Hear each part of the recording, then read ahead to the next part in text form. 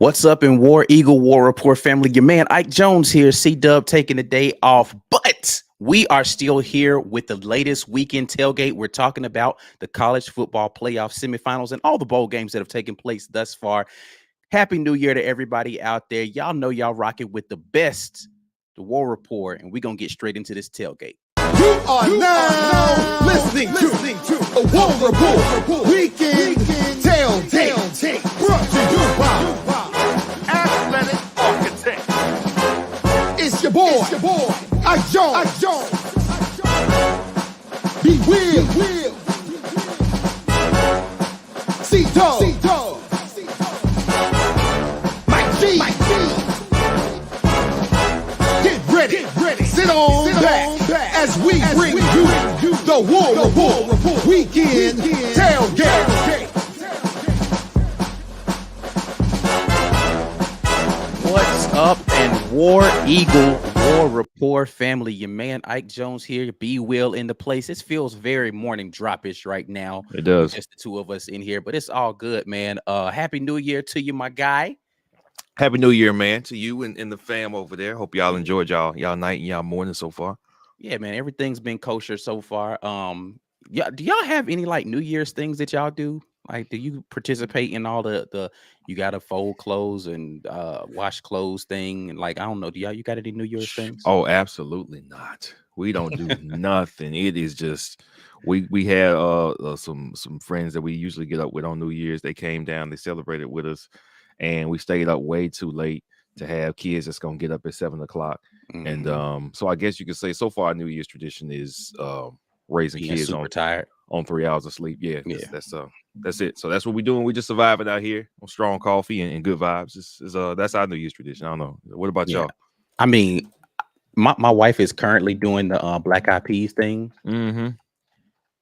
And I don't know that she specifically like is cleaning up because it's New Year's Eve, but she is giving a lot of clothes folding and washing energy over the last 24 hours. So I don't know. Sure. Again, I don't know if that's specific to New Year's Eve or she just like, well, I finally had some time. So yeah, that's right. Yeah, either or, right? But yeah, man. Me personally though, I really don't. Yeah. I don't do nothing. I didn't even see. I didn't see midnight. I was very much asleep by the time midnight came around. So you're smart man. But yeah, man. Anyway, getting into this, Athletic Architects is always the sponsor of the weekend tailgate. We appreciate them. You guys head over there and to buildthehouse.com. I don't know if y'all are, business owners on the timeline or potential business owners, but y'all can get your LLC situation together with Athletic Architects. Normally, C would kick it over to me to do this, so I'm gonna just pass it to myself. You know what I'm saying? Self-lob to talk about YouTube memberships. Y'all can come on board with the War Report, man. Plenty of stuff to talk about here coming up as we get into the basketball season. So we're going to be pivoting heavy into basketball content. You guys make sure you lock in with that for the member-only perks, especially the morning drop stuff. We got that coming out for you guys. If you are a member and you want to gift the membership, it's really simple to do that. Just go ahead in the live chat from a desktop computer. You can do that and give the gift of the War Report. I was feeling really, really generous today. I figured we were going to have a smaller audience, and people have been begging for this. It will be available later this week, but I'm going to go ahead and give away the very first 4th and Kiffin t-shirt. Yeah, man. I'm going to give away the very first one of those, sponsored by War Eagle Oil. You guys make sure you hit hashtag get your weight up in the comments. We are going to give this away. If you don't know what this is about, this came from the morning drop the other day. We got a YouTube short of me talking about this, 4th and Kiffin. But hashtag get your weight up. We're going to give away the very first one of these to some lucky person right here in the live chat today. So y'all make sure y'all lock in with that, man. And yeah, let's get into the convo. I see them get your weight ups coming in real heavy right now. Yeah, 4th and Kiffin, that's right. Man. But yeah, so today we're talking about the college football playoff and the unlikely scenarios that happen. Look, I don't know what I expected as far as outcomes. I didn't expect for the games to be that close. Well, that high scoring. Oh no, definitely didn't expect high scoring. Yeah, that was crazy. That was crazy.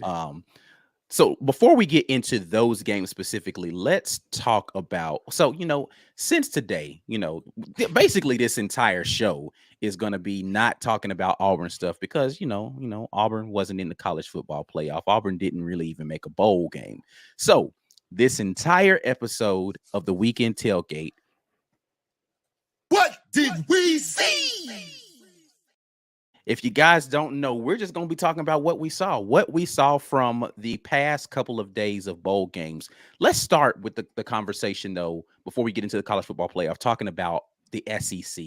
And we talked a little bit about this on the Amen Corner podcast. If you guys aren't listening to the Amen Corner podcast, and I don't know what you're doing with your life, but we talked about the SEC and how it hasn't really been a strong showing for the SEC thus far. It's not. Of the bowl games that the SEC has participated in, we have had a winner from, of course, Georgia last night with the college football playoff.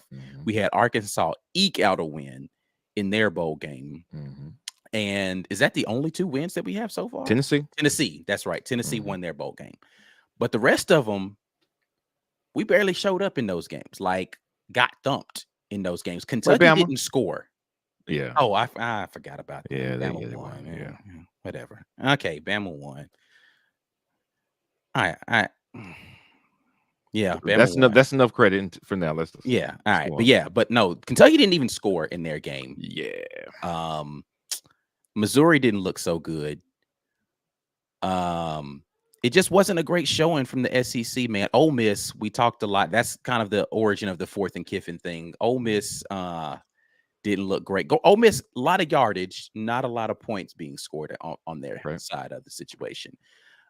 So we had this conversation really like months ago. Was this a down year for the SEC?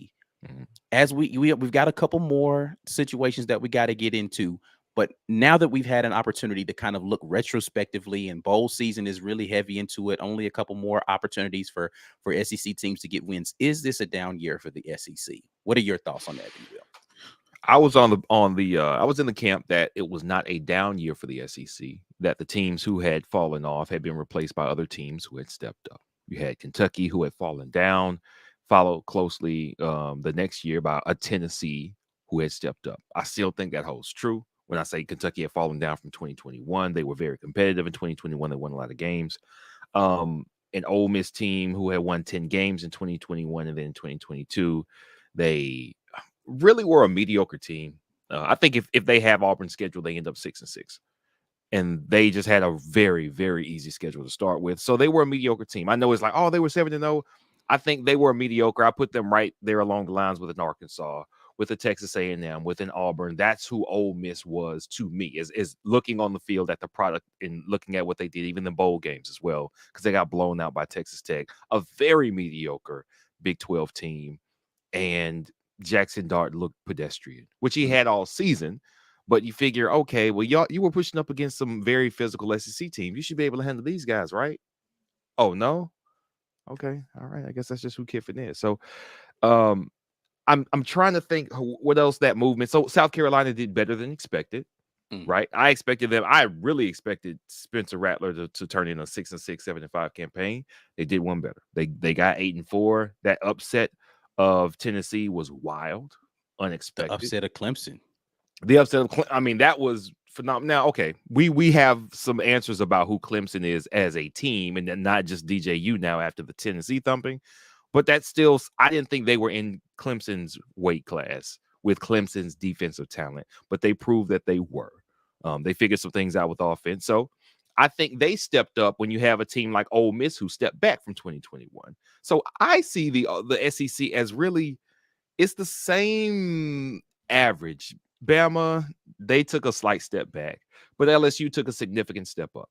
Not to the class of what Bama was in 2021, but they were definitely significantly better in 2022, LSU, than they were in 2021. Georgia, they held their own. Florida was roughly the same, mediocre team. So I think mostly who the faces were changed at the top 4 teams, you could say. And people feel differently about how the conference is doing based on who those teams are.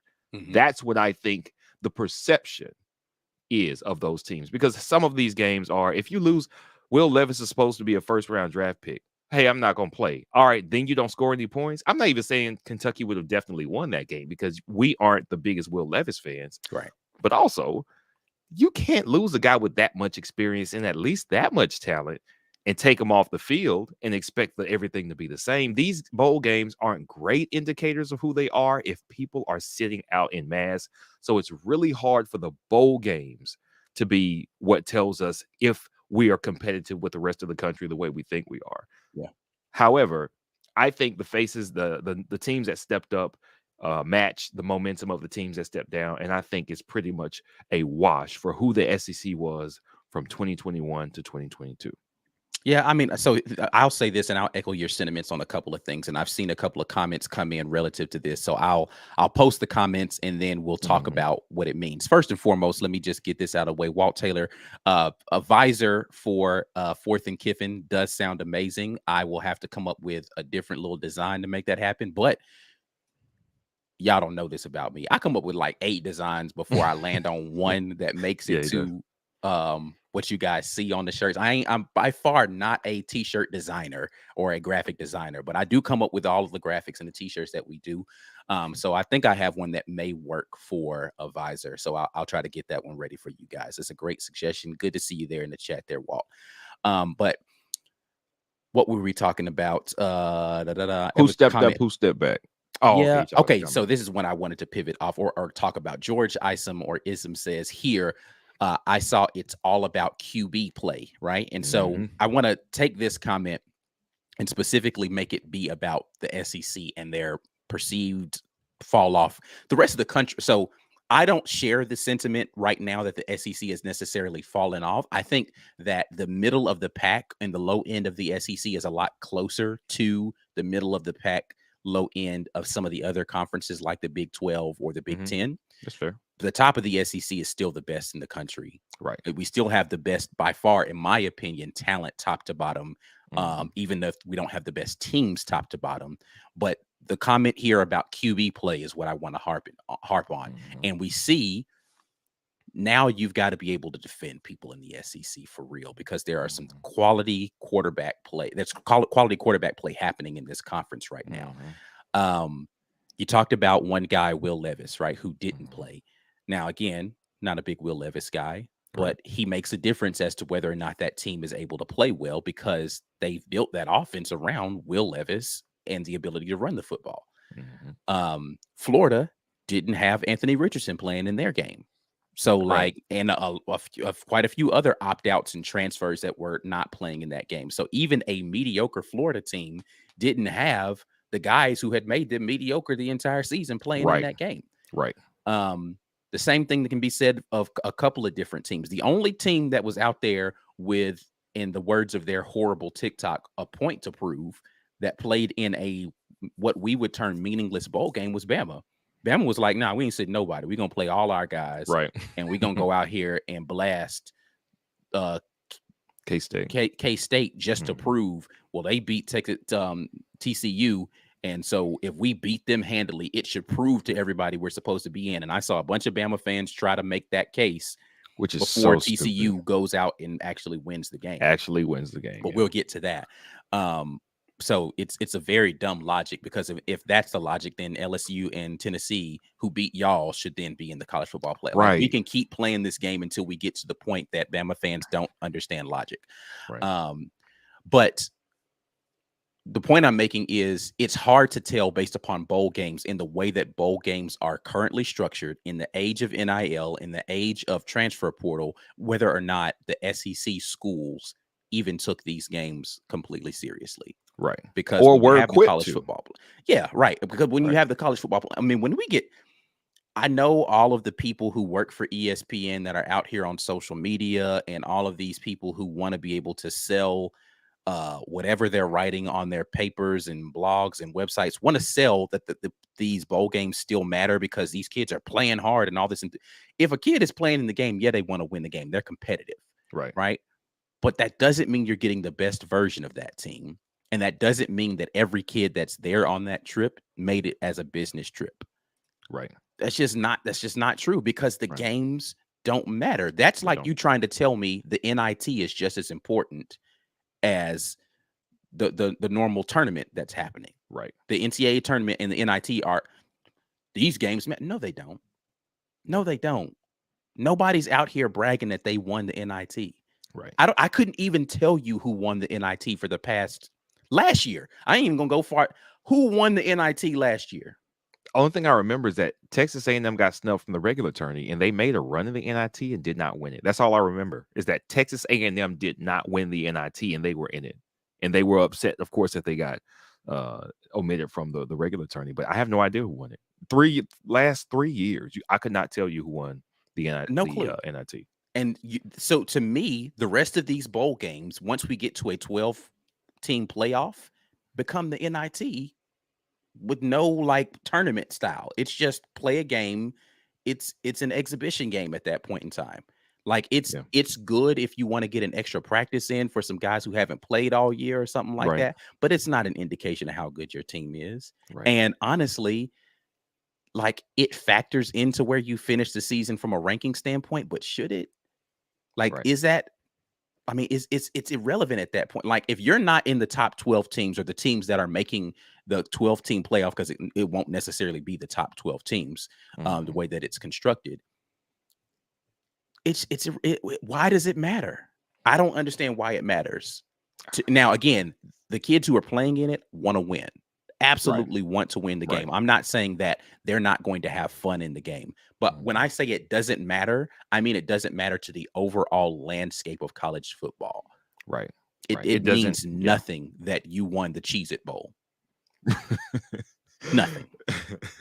I don't know about nothing. How many cheeses did we get when we won? You know what I'm saying? Was it like a lifetime supply? They come in on a pallet? You know, you let me know. But I agree with you. You could have 5 starters who left your program as soon as the regular season ended, hit the transfer portal. 3 guys that declared for the NFL to say they're not going to play, and you're down 8 out of 22 starters on your team, and you're supposed to treat this like this is going to be, well, we'll see what this team is against, a comparable team in another conference. Like, yeah, but that other conference, they're mediocre to bad, and they don't have players good enough to transfer out and get better gigs. They don't have players good enough to declare for the NFL. So all of their guys are going to be playing, and we're missing more than a third of our starters. That we're apples to oranges now. It's no longer an indicator of who's who and what's what. It's just a bowl game. It's just nice to have football on in the background. Like when I'm doing working on podcasts, I got my screen right here on this screen. I just got the game up. That's what it is. It's background. It's like, oh, that's nice. Yeah, it's cool because you still get to watch football. So again, I'm not saying, and this brings the question that Walt has here again. Thanks for the super chat. Do you think these bowl games will start to go away as more and more fans buy less and less tickets due to the opt-outs? I suppose TV may still be there, but viewership has to be dropping as well. It's a good thought here, Walt. Appreciate the super chat. I don't know, because there is a benefit to the conferences, right? Like they have money that's going to the conferences, so the conferences don't want them to go away. I think they're going to have to change the structure. Again, I harken back to the conversation we had on the Amen Corner and talked about like different models that they could potentially utilize involving NIL to make more sense for teams. I'm not going to give that all away. I want y'all to go listen to it, but go listen to the Amen Corner pod that dropped Friday or Saturday. Which day? I can't remember which day. It dropped on Friday afternoon. So yeah, okay, so there's a Friday afternoon drop of the Amen Corner. Go check that out for our thoughts about how NIL could play into this picture.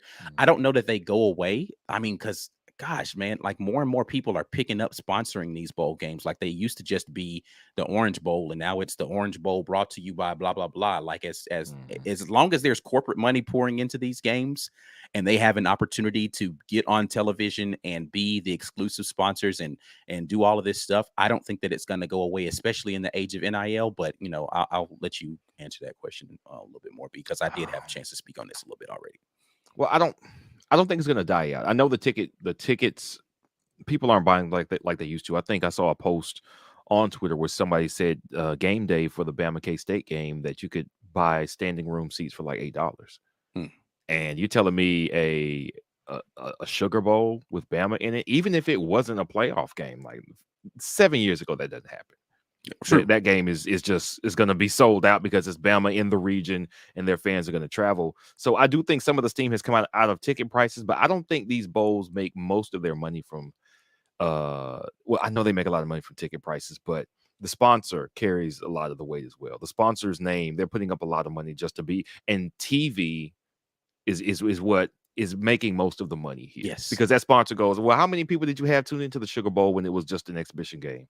And even if it's the entire SEC tuning in to see if Bama's going to lay an egg, that's still eyeballs. Or if it's the entire Big Ten, because people want to see Bama fall. They've been the hero to a certain extent. Now they're the villain because people are like, man, Nick Saban's falling off. Let's see. They lost 2 games and they look bad. I don't know. Let's see. And then they drum K-State, but people tuned in to watch that. So even if you watched it because you were interested, if you watched it because you had it on in the background, you still had this game on through streaming, through cable or whatever. And that means that the ESPN can say, hey, Cheese It, or hey, whatever the sponsor, whoever the commercials are going to run, we got this many million eyeballs. You need to go ahead and get on board because it's still worth it. And the SEC is going to pocket that money. So I don't think that that's going to change. I think people will still watch. They might not go, but people will still watch these games, varying levels of interest for different reasons, but they'll still watch it. Yeah, I think that people will still tune in to watch their teams play. And like I said, there's going to be some hate watching going on from people who just want to see some of the more traditional big names potentially get upset and that kind of thing. But yeah, attendance is going to be down for sure because, again, it doesn't mean as much. Right. And you can try to sell me it means a lot just because kids are excited. That don't mean the same thing. I've seen kids get excited playing the All-American the high school, the high school All-American, and that game doesn't mean anything. Nothing. Nobody who had, if you're already getting invited to this All-American game for the high school, you already got a bunch of scholarship offers. Nobody's tuning into that game and being like, why didn't we recruit that kid? Let's send him an offer. He played really good in this. It doesn't mean anything. And just because kids get excited and coaches are hyped during the game does not now mean that that game is meaningful to the landscape of college football. And I hate people trying to sell that excitement. It is an equivocation to it being meaningful. That's not the same thing. That's not. People get excited for the dunk contest. What does that mean? Nothing. It never meant anything, but it was still just excitement. Yeah. All-star game. Oh man, did you see the All-Star? It was a really good game. Does it mean anything? No. You don't get anything for that. Like, you just, like, let's stop trying to pretend like it means something just because I don't even understand why people are trying to sell the narrative that it means. Like, what do you get out of trying to sell that narrative to people that it now is meaningful because kids are having fun? Right. And I understand for a lot of the former players, right? Like you talk to a Cole Kublik. I know Josh Pate is a really big proponent of this, that he says it means something to these teams, to these coaches. And I absolutely believe that if you struggled through a season that was up and down, you didn't come out where you wanted to come out, and you get to keep playing some more football, especially if you're a team that improved over the course of the year. You got to go out, you know what, like we're better than we show. We get a chance to show and focus. We got 2, 3 weeks, 4 weeks of practice, depending on when you play, to show that we are as good as our best games this year, not our worst games that we played. That's valuable to that team, to those coaches. And if you're still trying, because you still got to pick up transfers, you need to improve. So now you're advertising your product as a coach. You're like, listen, man, you're in the portal. Okay, watch our game. I'm going to show you what we're going to do with you. You're going to watch what we do. Watch how much we throw this ball if you're a wide receiver. Watch how much we run this ball if you're a running back. And I'm going to show you what we can do with you. Or watch how much we're going to blitz and send our outside linebacker if you're an edge player. Just watch. I can't say just watch. But you get what I'm saying, though. Like, now you get to have your players continue to practice and improve. You get to have your coaches show their worth against a team that they haven't played yet. And you get to put your program on. It's not advertising for the landscape. Like you said, it's not relevant to the landscape, but it's relevant to any player that you want to have interest in your program. So, but that's all a very small percentage of college football as a whole. That's important for you for next year. But that's not important for what do we think of the 2022 season. Does Purdue beating LSU mean something? Not really. Yeah, because we spanked Purdue in our bowl game under Gus. That didn't mean we were going to be a good team the next season. Right. I mean, a thing actually. I mean, and then we haven't even brought up the fact that there's so much coaching turnover during this time where like you aren't being coached by the same people who you were being Right. coached by the entire season. Like there's so much that is crazy about these bowl games that again, I mean it's good exhibition, it's good fun to watch these teams play, but does it mean anything ultimately? I'm not saying the kids aren't having fun playing football. I'm just saying it doesn't mean anything to the landscape of college football, in my Right. opinion. Right. All right. We're going to get to a couple of comments here. Let's start with, I'll come back to that one because we're going to talk about that topic. We'll start here with Zach, who says, y'all see Robbie calling out haters. He's going to ball next season. TK follows up and says, saw the Robbie post, probably his biggest fan, but he needs to stow that and bring it to practice. Did you see the post? I'm pretty sure you did. And what were your thoughts on it? Yeah. So I like this energy from him. And I like this energy for a couple reasons. So I've said this ever since they said, hey, McCall's interested, and then the staff's going after Devin Leary. There's a guy here who just played an entire season. First of all, he played an entire season knowing that this was his shot. Okay. He got slept on at Oregon, similar to the way that I personally, B. Will, not the War Report, not anybody else, believe Malik Willis got slept on here at Auburn, which was politics. Here's who's going to play. You might want to go somewhere else to get your shot. He had that it happened to him, and he was determined that this was his opportunity to play, and he needed to make the most of it. He played with a bad system, with a coach who would not make adjustments for his skill set, with an offensive line that made playing in that bad system even worse than it had to be. And he was injured the minute he started as a starter. And he continued to play through injury, through bad play calling and bad systems. And finally, once the coach got fired, he got freed up a little bit. Still hurt. So it's not like he can finally, I can show what I can do, kind of. Because I can't do the thing that makes me a quarterback. He's been telling y'all since he got here. He told us the minute he got here and we interviewed him, I'm a quarterback. And as many as he had to get online, I guess, and see people call him a wide receiver every game he played because he can't throw with the injured shoulder. And he had to prove a lot. I'm sure he proved a lot to himself with how he gutted it out over the last 4 games, with how productive he was over the last 4 games. And as soon as that season's over, as soon as he shows flashes of brilliance, a new head coach comes in and he hears about all the guys that are going to be playing in front of him. I'd be pissed too. Yeah, I'd be pissed. Not just because, oh, you want to start over me. You just giving those guys the job over me. I didn't even get to show you what I could do. My shoulder was hurt. I gutted it out for this team. I could have said, hey, listen, I'm concerned. I could mess this thing up long term. I'm going to go ahead and sit down. He didn't do that. He needed that opportunity. He was our best chance to win any games. And he gave us that. It was something for him, but it was also something for Auburn as well. And the first thing that happens is every other quarterback's name is in our mouths. as soon as the season's over. Man, you saw what Robbie did, man. He gonna be good next year. All right, so Devin Leary, though. McCall. Yeah, McCall. We got, wow, man, what are we doing? We missed out on quarterbacks. Hey, we got a dude. He just laid it on the line here. I get why he's upset.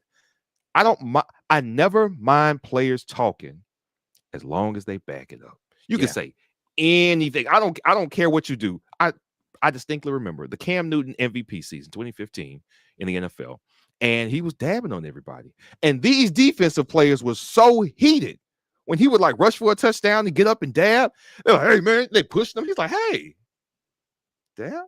What are you talking to? Hey, it's okay. I won. And so he had fans talking about why does he have to dance like that? And so one time he had a touchdown and he did the twist. It's like, well, this is a little better. This is a little more vanilla for you. If you are going to do the winning, you get to talk the trash or you get to pound your chest, but you got to make sure you win. I am completely fine with Robbie Ashford saying y'all slept on me. Okay, bet. I hope that fuels him. I hope that continues to piss him off, that he thinks about those nights that he couldn't sleep. And as soon as the season's over, we got 10 other quarterbacks' names in our mouth and writing it down on our wish list. Instead of going, I can't wait to see what Robbie Ashford's going to do healthy with the right system and with 2 guys who do much better with quarterbacks than any of the last guys he's played under. I understand it. I like the fire. I just hope it leads to the desired result. Yep. We thought TJ Finley had a lot to prove coming in here too. And as soon as he got in there, he's turned the ball over a lot. and cost us drives and cost us points. So he can't do that. Like TJ Finley very much talked the part. He knew how to say the right things about being a leader, and he sounded like he understood what was going on. That doesn't mean anything if you start turning the ball over and losing us games, though. Right. So Robbie's got to take that fire. I think he can say whatever he wants. Come in here, kill it in these camps, kill it in the spring, kill it no matter who they bring in here, and have them sitting behind you while you ball out. Then, hey, let's favorite that tweet and bring it back when we win 9 games last season. Like, okay, y'all slept on me. See, this is what you get when you believe in me. I won you 9. Let's go. Yeah, I mean, listen, I don't mind the energy either. To the point. Listen, bottle all that up. It doesn't. I don't feel like he needs to tweet about it. I feel like he needs to just note it. It's like, all right, cool. Favorite that tweet. Favorite that tweet. Favorite that tweet. And then after you prove something, then you can come be like, hey, I saw a lot of y'all sleeping on me. I don't want to see you in my mentions right now.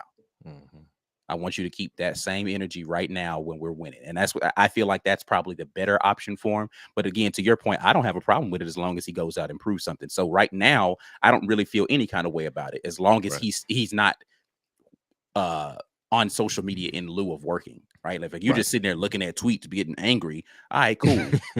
Then we got something else we need to think about. But if you're out there actually being like, bet, let me get up and go make some more throws today. Then you got the right mindset.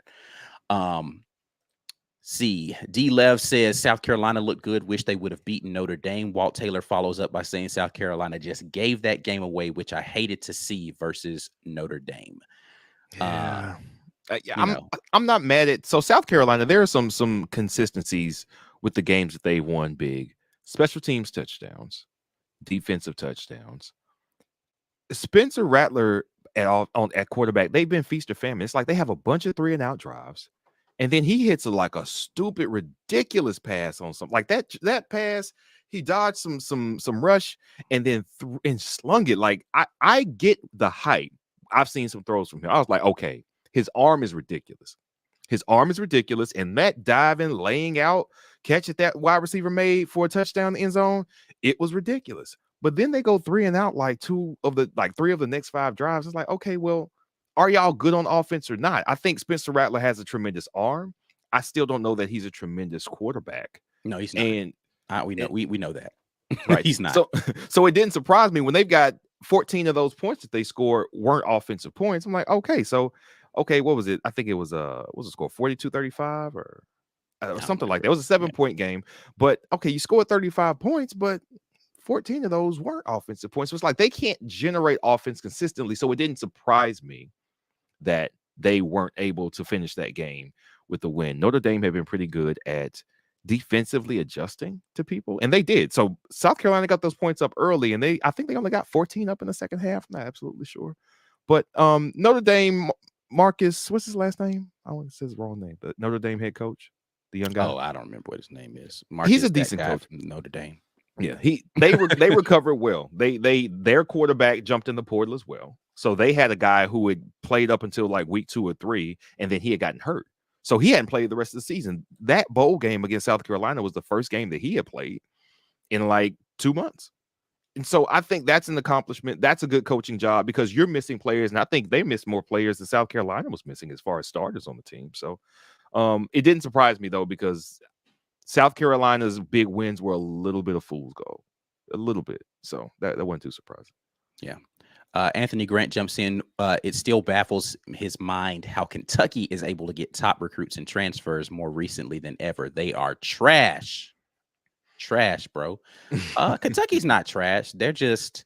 It is surprising though that they still pull top talent with the mediocre results that you see season over season compared to, and when I say mediocre results, I mean they've had winning seasons, right? But compared to the hype that they get coming in, like the last couple of seasons has been Kentucky's year. This is going to be the year Kentucky's going to overtake the SEC East, and they just have not been able to get over that hump, which is a far cry from Kentucky's fighting Vanderbilt for the worst team in the East, kind of rhetoric that you were hearing a lot. Now it's Missouri and Vanderbilt that are fighting for the bottom of the East. Yeah. So Kentucky has at least gotten into the top, portion of that division. But Yeah, it's just it is surprising that they're able to continuously find top recruits that want to come play at Kentucky. Like, I don't know how they're doing it, but congrats to them for doing whatever they're doing over there. Yeah. SS Austin asked how many years till Auburn is in the playoff. I need to see something on the field this year before I'm even ready to make that conversation be a thing. A lot of potential, but potential doesn't win you football games, and it doesn't guarantee that you're going to put the right combination of that potential on the field at one time. So I don't know the answer to this today. Yeah, I'm gonna hope 2 years, which is the first year that the playoff is gonna be expanded. So that means we have to be really a 2-loss team in our division to be in the 12-team playoff. With our division, I think if you're only lost 2 games with the teams that we have to play every year, then you're a really good team. As long as they're quality teams. Like, you can't Right. lose to, like let's just take next year's schedule. We can't lose to UMass game 1 and then lose to Vandy and then hope to make the 12-team playoff. Right? Even if we do beat Bama and Georgia that year, I think those 2 losses look really bad, and you probably don't end up making the conference championship in that scenario. So yeah, probably depending on how everything shakes out, you have to then win the conference championship, because your only loss would be across the, I don't know. There's a lot of scenarios in which that could happen, but yeah. Last thing on this topic before we pivot to talk about the college football playoff. A. Jackson says we need competition at every position. Let the best man win. This is the correct thought process.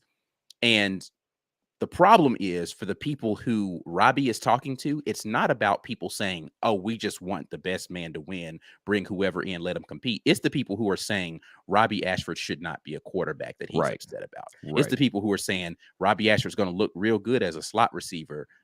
He needs to do the Cody Burns and transition to playing, receiver. It's the, Robbie's trash. He can't throw the ball. There's no way he should be a quarterback for anybody's football team, let alone Auburn. Those are the people who he's upset at.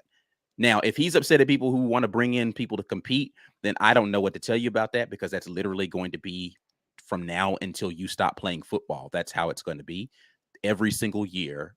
Again, they're going to be trying to upgrade the room.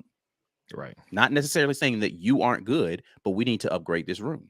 And if you go down, I still got to have somebody good to come in behind you. It can't be he's the clear-cut number one, and if anybody else sees the field, we're toast. It has to be you're the clear-cut number one because we trust you to put the ball in your hands, but I need to be able to pivot to somebody else. Right. And we haven't had that type of depth here. We thought we had it. I ain't gonna lie. I thought we had it last year. I thought we had a really solid quarterback room where we could go. I mean, and to be fair, Robbie, in my mind, probably was the number 3 guy on that chart if you factor in, what I thought Zach Calzada was going to be. Right. And he was admirable in his effort to be able to fill in and get us some wins down the stretch. And I think he played good in spots. So we didn't have a terrible QB room, but it wasn't nearly as good as I thought it was going to be. And a lot of that to me had to do with the fact that Zach Calzada never saw a single snap. Yeah. I think you and I talked about this. Last year went bad in multiple ways before the first ball was snapped. Brahms has to medically retire. Calzada cannot play because he's injured. And it's another thing. Oh, yeah, the OC that Harsin was trying to get was probably Zach Hill, but he had the NCAA thing hanging over his head. Your backup OC has to bow out for different reasons. And now you're down to your third choice at OC, who probably you didn't even want to give the job to. It's like everything went bad for that offense and offensive plan before the season started. I mean, it was crazy. Yeah. It was definitely a difficult uphill climb to even get to, 6-6, we narrowly missed it. Right. Yeah. So admirable effort by the guys out there. But you guys are watching the weekend tailgate. Y'all already know what's going down. We're going to take a little quick break here and acknowledge the sponsors of the War Report, but we will be back and talk about this college football playoff. You are watching the weekend tailgate. This edition of the War Report is made possible by our generous sponsors. AuburnSports.com. For news and notes on all things Auburn Sports, head over to AuburnSports.com. Athletic Architects. For young athletes looking to secure their financial futures, let Athletic Architects help you start to build your financial house. Head over to BuildTheHouse.com. And our giveaway sponsor, GWT2 Energy Consulting Services. If you want the best in the business at restaurant logistics, check out our friends at GWT2Energy.com. Absolutely. Thanks to all the sponsors of the War Report. If you want to be a member of the people who help this engine go, there's a lot of things that you can do. You can share videos, you can subscribe, but you can also become a member of the War Report. And we appreciate everybody who's got a green name there in the chat. Really simple. Just click the join button to be able to do that. And we appreciate everybody who has continued to do those things to get us where we need to be. If you want to grant a membership to somebody else, YouTube will just kind of randomly assign this to someone. But you can come in here and give a membership to someone, and we appreciate that. We are giving away this shirt here. I actually have War Eagle oil on this. I apologize while it is GWT2 Energy Consulting Services today, but hashtag get your weight up to be able to be a part of this giveaway. And we'll do that drawing here in probably about 20 minutes. We'll get to that. But it's the Fourth and Kiffin shirt, the first one ever. It's not even available in the store to buy right now, but we will have those available here soon. But we're giving away that shirt today. So make sure you hashtag get your weight up to be able to do that. But man, Will, let's get back into this conversation. We're going to talk college football playoff, but did you watch all the games? So I watched most of the Michigan TCU game, pretty much all of the Georgia and Ohio State game. That was the one I had circled. That was the one I wanted to see. If Georgia could continue this legacy, if Ohio State could show something other than what they had shown under Ryan Day to this point. So I watched some of the Bama game, but once they kind of started coming back, I turned it off because I didn't actually want to see them do good. That's my cousin. Man, you see this come back? Oh, I don't know what you're talking about. I was busy running after the kids, man. I didn't see y'all do anything good. I'm sorry. So, so I watched most of the action.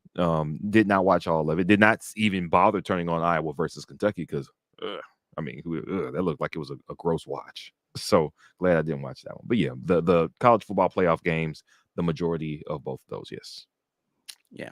Well, before we get into that, I did see this one question, and we'll address this really quickly, and we'll get back into the college football playoff conversation. James Barnett says, I'm going to say it. Why is it when certain QBs don't play like we want, they need to change position, but when others play similar, they get a pass?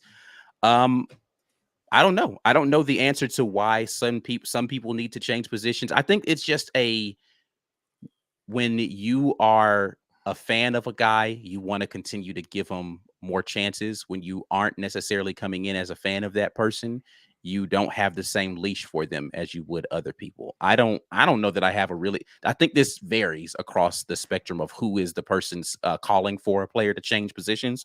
But do you have any thoughts on this one, B? Yeah. So most of the time it's when it's a black quarterback and he's very athletic and he doesn't seem to be good enough at quarterbacks. Like he needs to be a wide receiver. Now I see this as a plus and a minus. You know what? Because you have the athleticism to default to a different position. Mm-hmm. You know who doesn't? What's Grant Lloyd doing? What was he doing? They were like, "Hey man, you need to be a punter." I don't know what Grant Lloyd was doing at any point in time ever. It's most players. If you don't have elite athleticism, it's like you're going to do this or nothing. It's this or a clipboard, this or a Gatorade bottle, this or a towel. If you don't have elite athleticism, there are certain players who could do more, like Julian Edelman. He was a quarterback in college. He's a wide receiver. You know why? Because he had the physical ability to do more than just play quarterback. And mostly it's black players who have that elite athleticism at quarterback. And if you don't have it, you out of here, man. It's not like Tim Tebow got to stick around in the league. They told him to switch to tight end, and they were like, "Nah, buddy." He was like, "No, I'm a quarterback." They were like, "All right, well, we will see you later. You can get out of here, buddy." So yeah, it's because most of the black players who have that elite athleticism, they have the athleticism to do other things. And I mean, here's why this is kind of a compliment, but not really, because if you want to play quarterback, you want to play quarterback. It's a compliment to say, I still want you to contribute to my team. Right. Let me find a way to get you out here and be a contributor. And I think that people sometimes consider that when they're thinking about those things. Mm-hmm. But if I want to play a certain position, you telling me you're not good enough to play that position will never be a compliment to me. Right. Ever. Right. If I want to be a QB and you're like, you're not good enough to be a quarterback, I'm never going to take that as a compliment. But I still want you to play on my team. But I want to play quarterback, though. Yeah. I want to play quarterback for your team, though. Yeah. And that's a whole nother. What do I want to do? What do I want to be like? Joey Gatewood? I can't imagine what that man's going through. They tried to make that man everything. Never got an opportunity to play any position. He was just like, bro, never just. I don't know. I actually, in retrospect, am clueless as to how Joey Gatewood was rated so highly coming out of high school.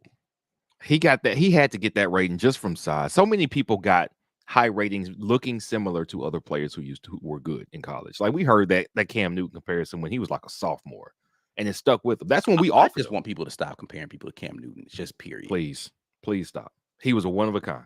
I've never seen anything else. Josh Allen. But Josh Allen still ain't Cam Newton, bro. Like Cam is different, man. I'm sorry. Like Josh Allen is. I think Josh Allen is a one of one. Right, like I do too. He's a very different breed of quarterback than what most quarterback. Like it's just there are some people who are similar, but none of these Cam Newton like Josh Allen definitely wasn't Cam Newton in college, right? He wasn't Cam Newton until he had a couple of years in the NFL and an outstanding wide receiver. Like you give Cam Newton to Stephon Diggs. Carolina did that man dirty, man. Not dirty. They loaded up on defense instead of giving them real weapons. His best wide receiver that he ever had was Twilight Years Steve Smith, who was all of 5'10", and a Ted Ginn Jr. who had hands like concrete bricks. So that's not quite the weapons. Josh Allen got great when he got great weapons, and that's not a coincidence. Yeah, he's just different, man. But anyway, all right, so let's get back into this college football playoff conversation. We could go down that rabbit hole a long time because I do have a lot of things I want to say on that topic specifically. But again, I have to do the hits. Like, I don't want to just say, y'all was being different when it was this person, because I want to know if it's the same people. And I just need to know your history on backing certain quarterbacks before I know that, oh, you're being biased. Like, this isn't just like a football take. This is a bias take. All right, cool. But but anyway, college football playoff. I'll get into the comments first, and we'll talk about it a little bit. First one, do you agree with this statement here from our guy Chase H? Best college football playoff we've ever had. I don't know that this is debatable though, right? Like not even close. This was the best one by far. There was at least one blowout in the semifinals every year thus far, and both of these games were. If you stopped watching this game at any point in time before, like if you thought, man, such and such finna run away with the game, and you stopped watching, you missed a lot of great football down the stretch, or you missed a very back and forth game. I won't call it great. People like offensive, shootout type games, and those tend to be the most exciting games. Right. Not a lot of defense being offered thus far in the college football playoff, though. Like a lot of scoring happening. Now, some of it was defensive scoring, right? Because TCU, apparently Michigan was like, hey, we'll spot you 14, right? Because they just kept giving the ball, like pick sixes ruin that game for them. Let's be clear. You don't throw 2 pick sixes, you win. Like you can blame the refs if you want to for the bad spot on, what was apparently a touchdown, but nobody made you fumble the ball on the very next play. Right. You had the ball at the 1-inch line and you fumbled. Right. That part is on you. You could blame the rest for not giving you the touchdown play before. Who are you blaming for the fumble? Right. Who are you blaming for throwing 2 pick sixes in that game? Right. So anyway, I don't know that it's debatable. Best college football playoff thus far. Yeah, we'll see how the championship game pans out. Right. We've had some good championship games, but the semifinals, easily the best semifinals weekend we've had in the history of the college football playoff. Yeah, and it was not close. It was, in both cases, way more points than you would have thought. Michigan's defense was supposed to be locked down. When you hold Ohio State to 25 points at home, you figure, okay, TCU isn't that high power. They don't have the wide receivers that Ohio State has. But I was so happy to see that game play out the way it did, because it shows you two things that I have thought for a while. Every time the college football playoff is announced, we go, oh, well, Michigan's going to blow out TCU, and Ohio State might get Georgia a game, but Georgia's too good, and it's going to – okay. I thought Georgia was too good. I thought Georgia would win that game by 10 points. I'm so happy to see Shout out to that. our guy, Paul Maharick. I'm going to enjoy having this conversation with him on the pod, because he was confident. He was confident Georgia was about to mop them in this game. Man, I was watching Paul tweet on the timeline when the game was going on. I was thinking, man, the next episode of the A-Man Corner, which is Georgia guy Paul Meharry and Florida guy KB. What's KB's last name? Kenny. Actually, I don't know what Kenny's last name is. Kenny B, but I don't forget. Kenny B. He's a Florida guy. I probably could find it out. But yeah. So I was thinking what happens in the next 5 minutes of this game and how it ends is going to determine how this next episode goes, because Paul is the only one of you three with whose team is still active. His last name is Bland. Yeah. Kenny Bland. Yeah. The only one of those three teams, Auburn, Florida, and Georgia, whose team is still active. And not only did he have so much confidence, it's like, man, you're going to be high or low coming into that pod recording based on how does this game turn out. And I mean, honestly, they pulled it out their hat. Let's say it's not the word I want to use, but they pulled it out. And I'm impressed by Georgia's ability to go. Once they got down double digits, they were like, that's enough of that. They were like, no. Now they had to do it again later. Yeah. They had to do it again later, but they came back from down 14 twice. That's not something that I think Stetson Bennett could have done in 2021. 2021 season, Stetson Bennett could not have offensively drug his team back from a large deficit. But this Stetson Bennett, they came out throwing from the beginning of the season. The Oregon game, they were like, man, Georgia got some offense now. Yes, apparently they do. Yeah, and man. they have been a 26-year-old version of Stetson, or 25. I'm joking. 25-year-old version of Stetson Bennett can play ball finally, I guess. Right. And I'm not disrespecting Stetson Bennett. I'm sorry. Like I'm joking about him being old enough to rent his own car, but it's factual. He is though. Yeah. So that game was so refreshing because it showed you. I never thought I'd see Georgia's defense falter like that. They gave up a lot of points against LSU, but when the deficit is that big that early, the way Georgia was really just running LSU out of the building, coaches play safe. They don't want to give up quick scores, so they make teams kind of work for it. So they're going to score some points because you give up a lot of yardage just to make sure teams get some yardage but don't score big points quickly. I understood why LSU got up. I didn't think it was a sign of things to come. I didn't think it was a weakness in Georgia's defense that LSU was able to put up 30 on them. But second game in a row, somebody put up more than 4 touchdowns on y'all. I don't know. Like, there are some key weaknesses here. Now, LSU has athletes. Ohio State, they have athletes.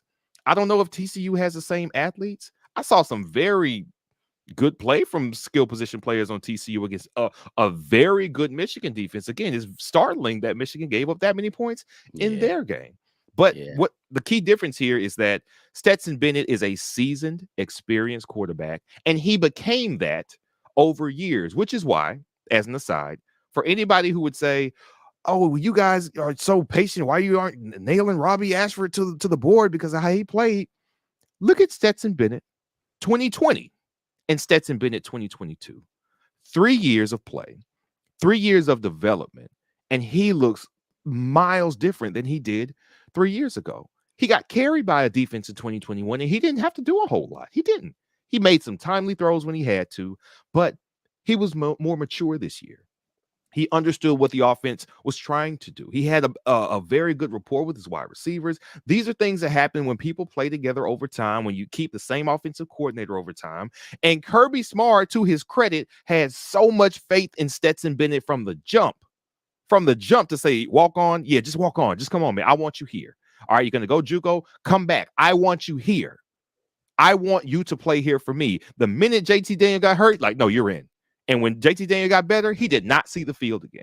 There were a lot of Georgia fans very upset at Kirby Smart for not going back to JT Daniels over the course of 2021 when Georgia's offense was faltering, but their defense was dominating. A lot of Georgia fans. Stetson Bennett won you a national championship at quarterback, and if Georgia wins a national championship this year, it will almost be, I won't say entirely, the bulk of the work will rest on what Stetson Bennett has been able to do as he grew in the quarterback position, because the defense has given it up several times this year. And Stetson Bennett, his steady hand, his maturity has been what has won them really big games. So I think it's a testament to growth and maturity for a quarterback if he's the right dude. And that's all I'm saying. How do you know if he's going to be that guy? How do you know Stetson Bennett, a 5'11" quarterback playing in 2020 who does nothing special, is going to turn into this guy now? No idea. You don't.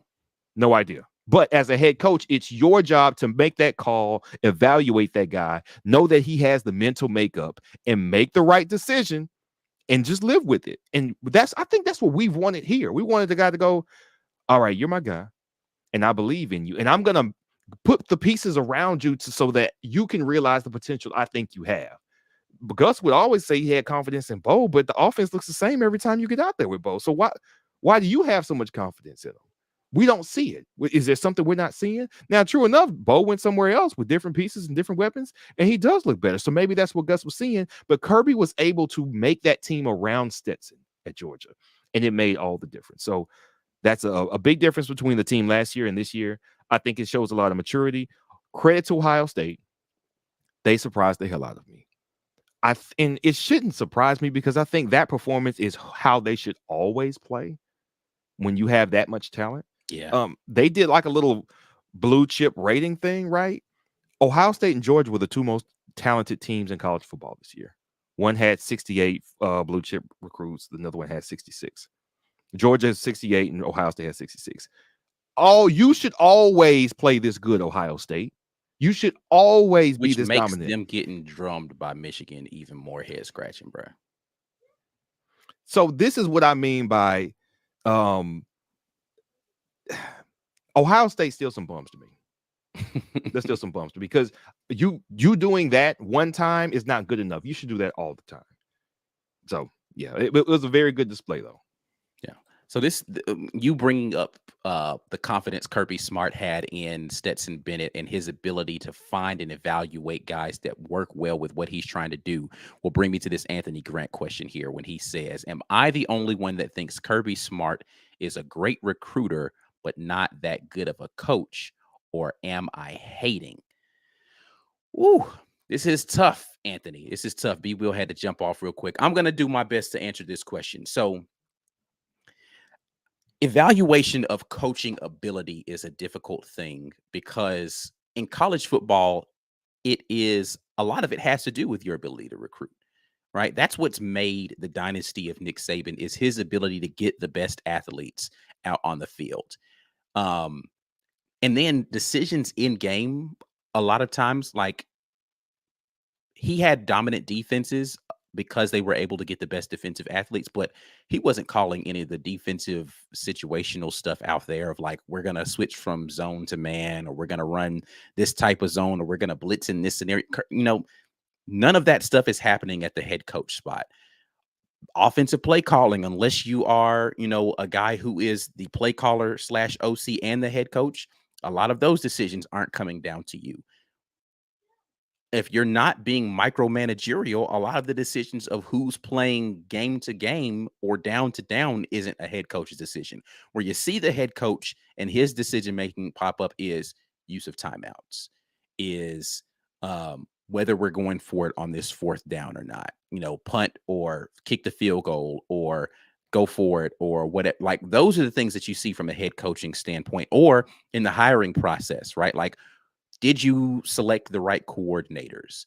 But a lot of what you do from a head coaching standpoint is going to be seen in the type of program you put together with the talent that you hire from your coaching standpoint, with the staff that you put together, how you run your program, and motivate guys throughout the week to be able to continually play at a high level and get them ready to play for a particular game and get them focused for game day. When it comes to game day stuff, there's not a lot of decisions that you're making as a head coach that are going to really impact the game. But you see that a lot of these guys who we tout as the best coaches, because I do think that Kirby Smart's the best coach in college football right now when you encompass all of those things together, and him being able to do what Nick Saban has been able to do over more than a decade, which is we lose a coordinator, we still put a quality team out there because I can just replace it with more talent and another talented coordinator to come in and do that sort of thing. But you see a lot of that, and it comes down to how you're able to put that program together from a recruiting standpoint. Kirby Smart is a good college football coach. He's the best, in my opinion, right now. Does he make some really dumb in-game decisions? Absolutely. But I say the same thing about Nick Saban. And I do think that there's something to be said about you having the best talent perennially. I'm not going to say it's not difficult. you can catch lightning in a bottle. Again, I've had that same critique of Auburn coaches in the past is you can catch lightning in a bottle, and every now and then you can sneak up on people and you get lucky here and there, a bounce goes in your direction and you end up in a championship game or you end up now in a playoff. But can you repeat that the next season when you lose talent, when you lose coordinators, when you lose whatever, right? When injuries happen, do you have enough in your coffers to be able to do that again and again and again? That to me is a mark of a great coach. And Kirby Smart is proving to be a great football coach. Back-to-back years going to the championship game is nothing to be sneezed at. I know that they've got the talent gap over the vast majority of the country, but the 4 teams that are in that college football playoff, it ain't a huge talent gap. I think there is a huge talent gap between TCU and Georgia, right? So TCU making this a game will probably put a dent in my thought process of whether or not Georgia's as good as people think they are. But I don't think that diminishes Kirby Smart as a talented and to me the best college football coach in the country right now. Anyway, let's go, and I want to come back here to the comment section and talk about a couple of things that I saw here. Corey Weber asked earlier thoughts on the non-targeting call in the UGA game. There were 2 pretty big situations around targeting in both of these games that I want to talk about. But I'll start with the TCU one. Well, actually, I'll start with the one you asked about. Was that targeting in the Georgia game? To me, the letter of the law says yes, it was targeting. It does. But I don't think the intent of the defensive back was to go at the receiver's head. I think he was trying to strike him in the chest. And listen, man, the way bodies work, bro, you hit me in my chest really hard and my head is going to lean forward, right? And it's not a lot of distance between if I'm putting my shoulder into your chest, and I can't get my head out of the way completely. So even if I'm not aiming to strike you with the crown of my helmet, when your head comes forward, there is going to be contact there. It was a defenseless player, and head and neck area, right? I don't think that was his intent, but by the letter of the law, it was targeting. It not being called. Yeah, that's a big thing in the game. With all of that, Ohio State still had multiple score leads in this game twice. So Marvin Harrison Jr. going out of that game was impactful more so than the call of missed targeting or non-targeting. I think that's the bigger thing. And you can't, even if they call targeting, he's not coming. It's not as if they call the targeting and now all of a sudden he ain't injured, right? That's not how it worked. So I think that was a bigger impact to the game than the missed call was. I don't know how much of that you call it, B. Will, or your thoughts on specifically the targeting call in the Georgia game. I did not think it was targeting. I thought it was a very hard hit. Yeah. But by the letter of the law, it was not targeting. I think it was targeting by the letter of the law, honestly. It looked like he put his entire where he was striking, chest. I think it was shoulder to chest, yes, but their helmets did collide. So yeah. I want there to be some way to reward that type of physicality when you are able to actually aim and hit the guy in the right place. Because I guess there was some kind of brushing contact. Not calling it brushing, it seems like.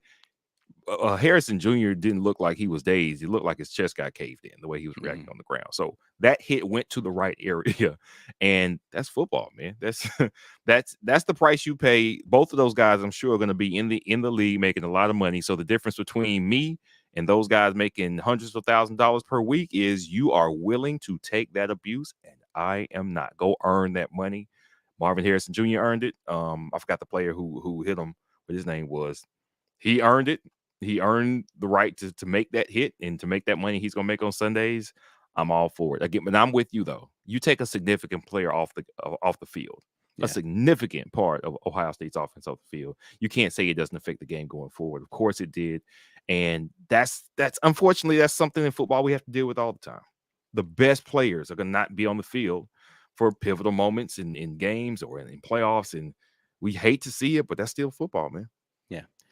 Now, as for the other game with the non-targeting call right there at the end, it was pretty clear to me that he hit the dude with the crown of his helmet, like he led with the crown of his helmet, and they picked that flag up. I'm not mad at them picking the flag up because it was a silly play at the end of the game. They should have called an illegal forward pass anyway before that. Like, it just, I don't know that it would have, you know, some fans of Michigan might be like, oh, we should have got an extra play, but y'all should have, that the play should have not counted too. So it's like, I don't, I hate when we have to have conversations about officiating in moments like this though. Right. And man, I don't know what they need to do. The SEC might have the most talent on the field when it comes to players and coaches. Our refs got to do some work, bro. These SEC refs got to go figure out how they gonna get better at making these decisions on the fly. Yeah. Because they keep putting themselves squarely in the conversations when it comes to big games. I see a lot of bowl game officiating seems really whack. I don't know if it's because it's like the all-star team of the conferences or who maybe has that team ever even worked together, right? Right. Have they worked together? But at the same time, it's some stuff where it's like, y'all have review. Just look at it and stop being weirdos and look at and make the right call. And they can't do that. So I don't know exactly what leads to it, but it seems funkier when other teams' conferences call SECs, the other conferences crews call SEC games. I always feel like, I don't know what y'all are doing. It's kind of weird. Yeah. Another comment here. Packers Auburn Eric says, can't believe I thought Georgia was a lock in the under of 64 with all those 5-star DBs, and Jalen Carter and Ohio State played pissed off and had them on their heels. B. Will, you are into the betting situation. How did you feel about this? I long had a rule not to bet bowl games because you don't know what the hell is going to happen. I know what a team is during the regular season, but the regular season is a very controlled period of time where teams have the schedule. They are on a rhythm of a week to a week to a week. You get 1 week to prepare. You get 1 week to figure out what they're going to do and maybe try to counter it. That rhythm is thrown off completely in a bowl game because now you have 4 weeks to do something you've never done before as an offense or as a defense. And you have so long to study the opponent and catch them off guard. I mean, like we said with Michigan and TCU, Michigan held that Ohio State offense to 25 points, man. Like, I don't know how to account for that same Michigan defense, who honestly is a very good defense, giving up that many points to a TCU offense and team that we all thought after they lost the Big 12 championship game, like they're okay. I don't understand how that happened. Now, so of course they had 2 pick sixes. You take away 2 pick sixes, 37 points. I would have never guessed that TCU scores 37 offensive points against Michigan's defense. Would have never thought it. But it goes to show you what motivation can do in football. Yeah. Emotion can do in football, man. And I don't know how good a head coach or an offensive play caller Ryan Day is. I know he's got the best collection of offensive talent in the country. So again, he should be doing what he did last night every week. But that was the first time they kind of did what they were supposed to do. And again, I'm wondering if that Georgia defense is like what they did to Tennessee. Like, I can't get that out of my head. Right. How Georgia held down Tennessee, a great quarterback, great wide receivers, a great running game, and held them to 13 points, really 6 points, because the 13 was kind of garbage out of that touchdown. But you give up 41 to Ohio State. And it's not like Ohio State's not a comparable, but that's the thing, they're comparable. But this was night and day. Ohio State pretty much got whatever they wanted for about 2/3 of their drives. And that is alarming if Georgia's defense is supposed to be as good as we thought they were going to be. So I don't know how to account for it. I was very disappointed. I wasn't disappointed. I knew better than to bet bowl games. And now I'm going to be against betting the last 2 weeks of the season because stuff gets kind of crazy there too. But yeah, I see why anybody who would go in betting the under on either one of those games, and I know y'all are pissed that you would have bet the under because it did not go that way at all. Yeah, I think it's if you watched Ohio State play Michigan, you had to say, oh man, if you have a tough defense that's going to go out there and play physical, Ohio State's going to fold. Right. And because I mean, this was a rivalry game. Like all of the stuff that you would expect Ohio State to come in ready to play, and they got absolutely embarrassed. Right. Yeah. And so there's no reason you would come into this game and not think Georgia would, another year of having this amazing defense that's out here embarrassing teams, that they weren't going to go out there and put Ohio State in the torture chamber. Yeah. Didn't happen. Did not. Didn't happen. I think that's a credit to Ohio State's ability to come out there and to your point, they had more time to prepare, right? And so they can look on tape and say, okay, here's some things that we can go out there and exploit. This is maybe some of the weaknesses. Even if you're trying to game plan weeks in advance for Georgia during the season, you still have to game plan for the guys that are in front of you. Right. So unless you have a bye week, you don't have multiple weeks to go out there and try to figure it out. And I mean, you would expect still them. Georgia had a couple of weeks to prepare too, right? So it's not as if only one team gets multiple weeks to prepare. So I don't know really how to account for it. All I know is it definitely didn't go the way a lot of people thought that was going to go, because Ohio State had every opportunity and still should have probably won that game if that kicker didn't get the yips there at the end. Yeah, man. I mean, Georgia's kicker missed one very makeable kick and one just regular makeable kick as well. So I'm not, but the way Ohio State's kicker missed, that was nerves. Yeah, that was nerves. He folded. He buckled. His team, which is very disappointing. I want to just heap a whole bunch of hate on Ryan Day, but that was probably the first time I looked at his team and said, that's how you should. You played up to standard. Now, a lot of people are arguing that he gave the game away, basically conceding their position once they got to the 31, 32-yard line at the end of the game, that they should have been trying to get more yards so they could kick a shorter field goal. And I can see that criticism. I think that's a fair criticism, but I don't. When your kicker misses like that, I don't have any belief that he would have made it if he was 10 yards closer. Not with that kick. Yeah, when he missed it that badly, right? Like if it were close or it didn't have the leg, right? If it came up short, then maybe you're having that conversation, but not the way he missed. Yeah. Super chat here from Reggie, who says, it needs to be said the long layoff from the regular season to the bowl game impacts the defensive side of the ball more than the offense. How do you feel about that, B? I think with the defense is what gets prodded against. That's what gets, I guess you can say, the offense is going to spend time to figure the defense out, and maybe somewhat the other way around. But when you have the weapons that Ohio State has, I think that's what happened, which is, we're fast everywhere. We've got big, powerful wide receivers with good hands. They've got a weakness. We're going to find it. And they did that. And I'm sure there are some areas where you give a really good defense. I guess it kind of depends on what does your team do best. If I've got a outstanding defensive coordinator and our identity is defense, I don't want to give that team too long to cook up stuff against an offense, because like you think about the Florida versus Oklahoma national championship. Oklahoma scoring like 80 points a game, and then they came in there and Florida was like, nah, man, we didn't see this. Yeah. Shut all this down. So it very much depends on what's your identity. Who are you? And if you do that thing the best, that's what you're going to do best coming off this long break, which is, again, why I think there's serious concern about Georgia's defense, because it was before the break against LSU. And after the break against Ohio State, they've given up a lot of points each time. So I think it's fair to start questioning. Maybe they've always had these weaknesses, but nobody definitely had some weaknesses this year that are glaring against some of the more talented teams. But to your point, how do you explain the Tennessee game?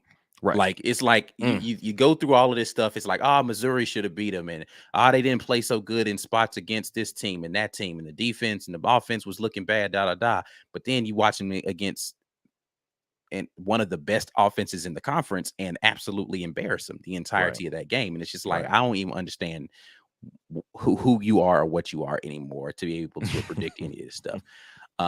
So I will say that I don't know that this statement is 100% true. I think this really depends on the players, right? Because I've watched conversations of Peyton Manning talk about his preparation for a Super Bowl, right? Like, you get multiple weeks to prepare for a Super Bowl. And he talked about two guys in particular that he played against, not even the Super Bowl, but this was a playoff game where he talked about, it was when they were doing like the top whatever players in NFL history at different positions. And he was talking about Ed Reed. Yeah. And talking about how it was Belichick actually making the conversation that he said he was talking to Brady about this whole thing where, like, Ed Reed made a play where he faked like he was playing a coverage poorly on purpose to So he bait could bait. Peyton Manning into a particular throw. Yeah. But that's him studying tape and understanding, oh, when I get this route combination, this is what he likes to do. I'm going to pretend like I'm doing this to bait him. Like, not knowing if this is ever going to happen in the game. It's not as if Right. every single game they run this particular play. He just knows in this scenario, this down and distance, they like to do this. If this happens, I'm going to like, do you know how much film you got to watch to get to a place where you say, if we get this scenario popping up in the game, I'm going to play a coverage wrong to bait a guy into it. Like, that's a lot of tendency watching, bro. That is it, Reed. I've never seen Bill Belichick fangirl over a player as much. Like, he loved Ed Reed. Everybody better be glad he didn't get his hands on Ed Reed, man. He might have won another championship. Yeah. Ed Reed's just a phenomenal, incredibly cerebral player. And athleticism was elite as well. He was a phenomenal player. Yeah, and then the other one was Cam Chancellor in the Super Bowl against, again, Peyton Manning, when he was with the Broncos this time playing against Seattle. And Peyton talked about how he watched how Cam played a particular coverage because Cam got like an interception off of him. And he was like, I watched them run this coverage time and time and time again. And every single time Cam did something in particular. And this is the one time where Cam came down on the over route. And he was like, every time he would go with the deep route, he would go with the deep route. He would go with the deep route. As soon as I saw him flip his hips, I knew I had it, but he threw it and Cam came down on it. And, but again, that's tendency watching. That's them understand. But like, it's not as if Peyton had a tendency for throwing the over route in that situation. He read what safeties did typically against it. He was like, well, when he does this, I'm going to take my deep post. If he does this, I'm going to take the over route underneath it. And Cam just did something he didn't normally do in that scenario. And he read it and came back down and made the play. So I don't know that, but that's Cam Chancellor watching film and saying, all right, cool. When I see this route combination, I'm going to do this. I'm going to do this. And I'm going to take a chance and understand. Like, that's just good players making plays, man. So I think it just kind of depends on you as a guy and how you prepare. And to your point, how your coordinators prepare you for situations. It's like, hey, y'all ever notice that when they get into this, like there was a play in the TCU game or that a TCU player played where they where Michigan was trying to run. They had a 3 receiver set out to the left side. It was 4th and goal out to the left, and they were trying to run the quick bubble screen out to that side. And you could see the TCU player before the snap being like, hey, they're running the thing over here. He's like jumping up and down. They don't rotate over in time, but he goes and he makes the tackle on the play because he recognized the formation and he recognized the tendency. Some guys just have that in them where like they just know this is what they're supposed to be trying to do, and they instinctually make plays. So I don't know that it necessarily benefits one over the other. I think it's really more so about the preparation of the particular players and or coordinators for that game. Yeah, I think that was one really, really disappointing result for me was 2011 when LSU beat Bama in the regular season. And I remember thinking this rematch should be a piece of cake for LSU, which is, of course, that's not how it worked out. But not because they were so astronomically better, but hey, you saw what Bama is equipped to handle with you. You didn't score any points. It was 3 field goals that won you that game, one in overtime. So why don't you put together some offense that's not what you've already done? And they came out running the read option with Jordan Jefferson. I said, did y'all not learn anything? What is wrong with y'all? And that let me know. Les Miles is an idiot. Like he was just so committed to this. Hey, we're just gonna go out there and play football and tell him he had some Brian Harst in him. We're just gonna do it. We're gonna do it real hard. It's gonna work. And then you got somebody in Nick Saban who, to his credit, in championship games, he breaks tendency. He breaks tendency in bigger games, which sometimes it doesn't work. I remember he tried something, I think it was 2018 against Clemson, and they embarrassed them that game. But he breaks tendency because your tendencies are going to get – there's too many good defensive minds and offensive minds. They're going to get you if you're only going to come into this game with what you've already done. It doesn't matter how well it's worked. There are system is now neutralizing talent advantage a lot. Coaching neutralizes talent advantage a lot. You can have great talent and just say, we're going to play harder than everybody else. Yes, somebody is going to be really good at what they do. They're going to study you better than your regular season opponent study you. They're going to know some of your tendencies. They're going to have concepts that you're unfamiliar with. that you haven't seen, because even if you have been studied to the T, there's some muscle memory in defending. If you're playing a team that does something weird offensively, but your scout team can't do it the way that the team who does it is going to do it. Like, I'm pretty sure Florida State came into the 2013 national championship game a whole season of, as they said at that time, y'all run the same 2 plays. Okay, sure. But after we put up quite a few points early in the game, game, and then later, once they turned it back on, we got the last touchdown the last time we had the ball. It worked. You don't think they practiced against us for all 5 weeks between our conference championships and the national chip? Of course they did. But you can't duplicate Nick Marshall, Trey Mason, and Jay Brosh running this system. You can't. Your scout team can't do it the way they can do it. So you're not going to be prepared. You're going to kind of know what's coming, but not the way those athletes could do it. So it works still. And that happens in these bowl games as well. Sometimes you just can't do what these guys can do. But now I think coaching is changing the game. Talent is going everywhere and it's spreading out. We're not going to see years past like Bama 2011 and LSU 2011, where these are the top 2 talented teams and everybody else is like way, way behind the line. There's talent everywhere. The 12-team playoff is going to make sure that talent goes everywhere, because you can actually tell kids when you recruit them at TCU, you're going to have a shot to play for a national championship. That changes the game. Yeah. All right, one more super chat here from Antoine Powell, who says, "Go Dogs." But for real, love the channel, even though I hate Auburn as a Georgia Bulldogs fan. The hate is mutual, but we definitely appreciate the super chat. I guess good luck to y'all. I really don't care. But but we appreciate you following through and coming to the live, man. We gotta give away this shirt, man. Somebody needs to win a shirt. So first, the Kiffin going. The first 4th and Kiffin shirt. If you haven't hashtag get your weight up already in the chat, then I feel bad for you, because I'm not waiting. You've had a whole hour since I announced it the first time. So we're going to get straight into this drawing. 69 people have entered. Only one person can win.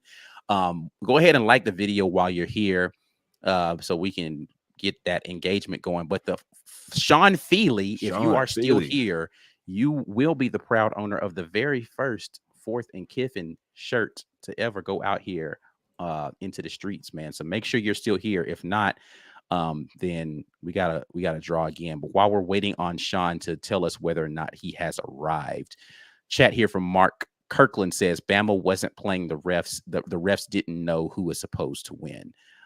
So because Bama didn't play, the refs didn't know which direction that they were supposed to go with the calls. Bama, the refs didn't do too much in that game that made me upset. The one time where the dude got his helmet ripped off when he went out of bounds was a little like, okay, like I know y'all saw that, right? Like, but overall, Bama just really won that game. Like they were dominant. After early showing 10-0 from not TCU but Kansas State, Bama pretty much made it clear. They came out in the second half of that game. They were just like, yeah, we're done with this foolishness, and they started making it look clear who the more talented team was on that field. Yeah, they started pouring it on. I'm still surprised that both Bryce Young and Will Anderson played, but I am too. For the sake of Bama, I thought that was the best case scenario. They needed to make a statement. See, here's the thing: Bryce Young definitely had an impact on the game. Did Will Anderson really do much in that game? That see, if Will Anderson hadn't played, he was really just out there. They put him as a sub package guy in that game, where he was really just coming in as a pass rusher. And it's like, man, you played, but you ain't play for real, bro. Like, yeah. I don't. It was K-State. It's hard to say, well, it was just K-State. Well, yeah. Well, of course, now that K-State beat a team who's won a semifinal, then we love to do the transitive property thing. It does not work. It does not work at all. It does not work at all. Matchups are a thing. What coaching is a thing. It's not as simple as, well, you lost to them, but you beat them. So your UCF national championship is not a real thing. Right. You beat a team that beat 2 teams who played in the national championship, but you still did not beat any of the best teams. Yeah. So I mean, that's just the game. Yeah, but I have not seen our guy Sean pop up in the comments here, man. Y'all gotta stick around and keep watching the show, man. Can't just drop in and drop your hashtag and then dip. That's not how it works, man. Y'all know this by now. but maybe you got other things going on with your life, Sean. I apologize, but you will not be getting this shirt if we move on to somebody else. Thomas Dickey says that's the first game Bama won without the help of the refs.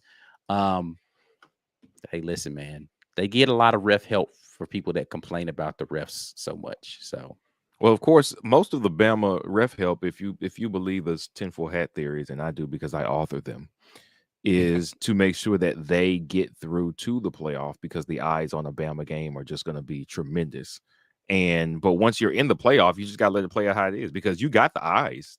The eyes are going to show up for the big bowl game that Bama's in, so you don't have to cheat anymore. You just let the cards fall where they may, so they don't have to pull the strings anymore. That is B. Will's tinfoil hat theory. The refs make sure Bama gets to the postseason to maximize the eyes on the product. That's B. Will's tinfoil hat. Okay. Well, Sean did show up. Sean, congratulations to you for go. coming through and getting your shirt here. You already know. Well, if you don't already know, you need to, excuse me, make sure that you hit us up. I'm thankful to the folks at GWT2 Energy Consulting Services for continuing to sponsor the War Report and these giveaways on the weekend tailgate.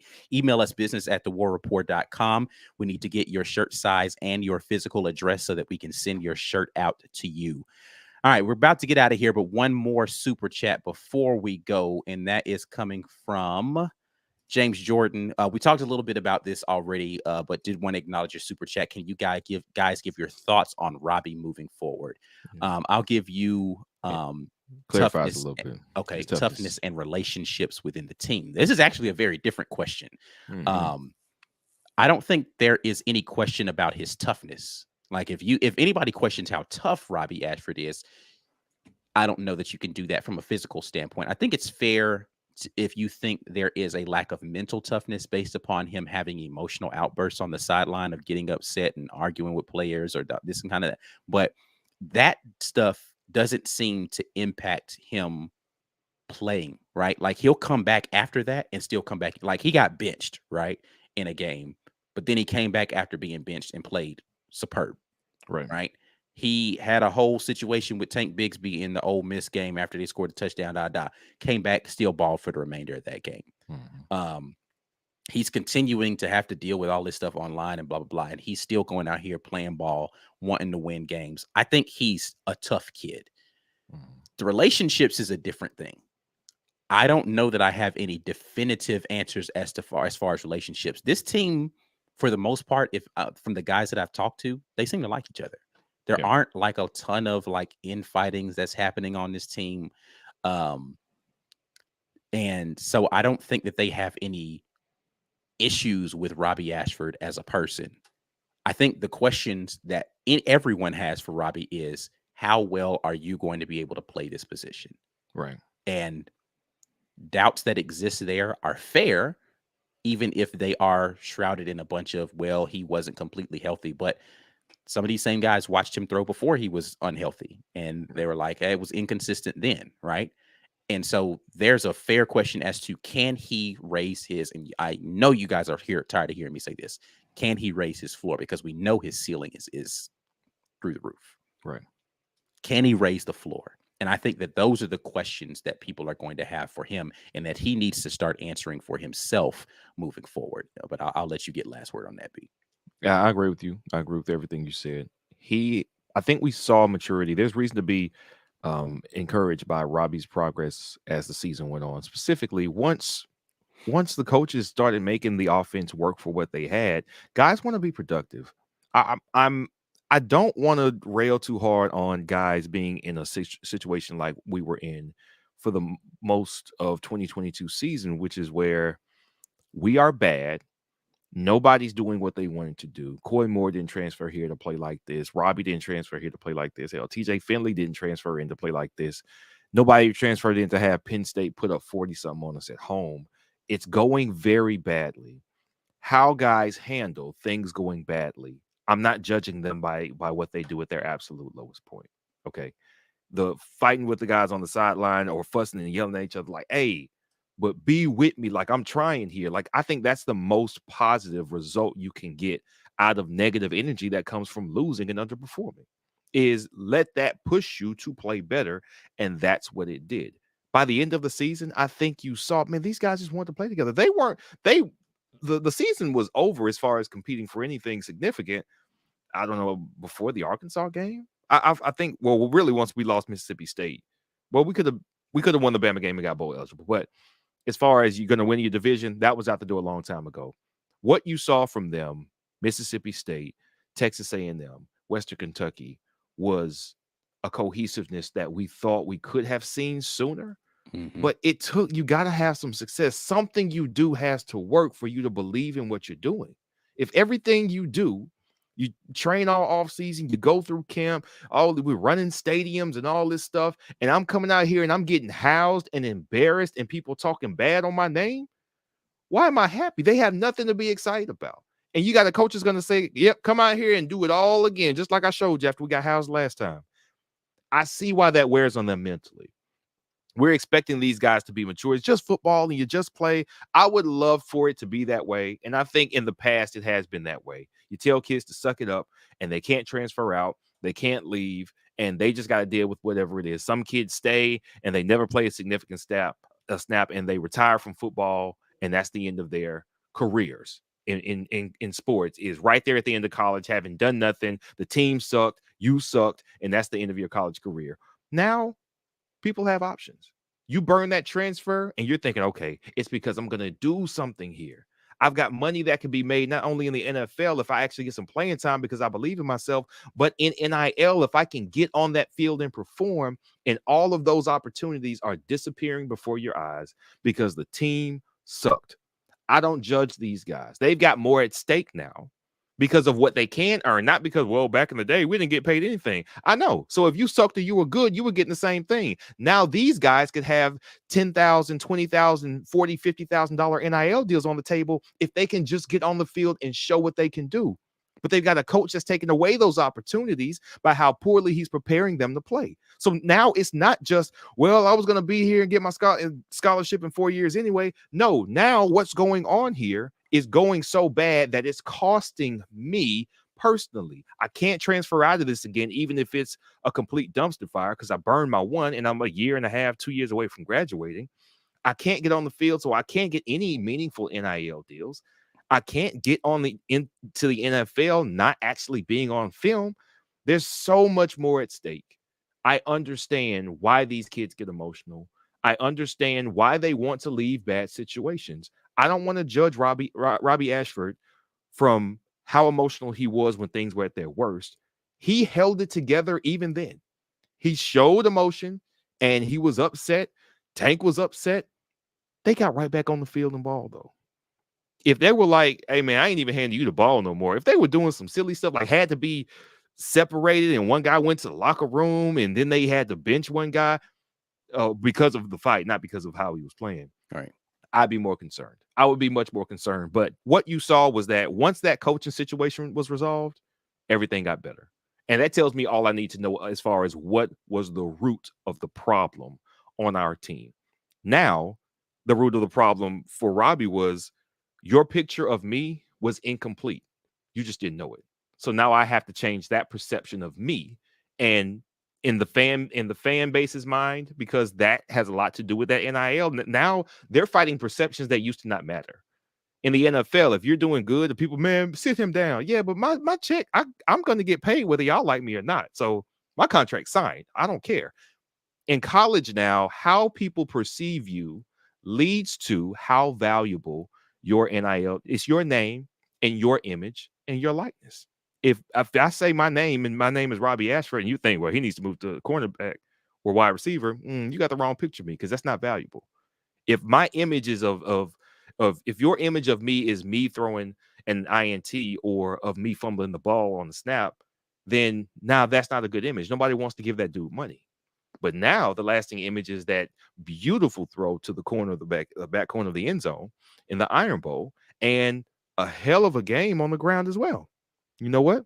That's a bit of a different picture. So now his perception is starting to turn the direction that he feels it is. I think you see a lot more positive from Robbie Ashford, because now he's like, finally, you're going to get to see it. I don't think he's expecting anything to be given. I think he's going to work for it. I think he's got the right attitude now. If we saw him acting in game 12 like he acted in game 4, I would be with everybody who seems to be so concerned. We saw him get better. I am not concerned about Robbie. He's just got an off season of improvement and fight ahead of him, and I think he's up for the challenge.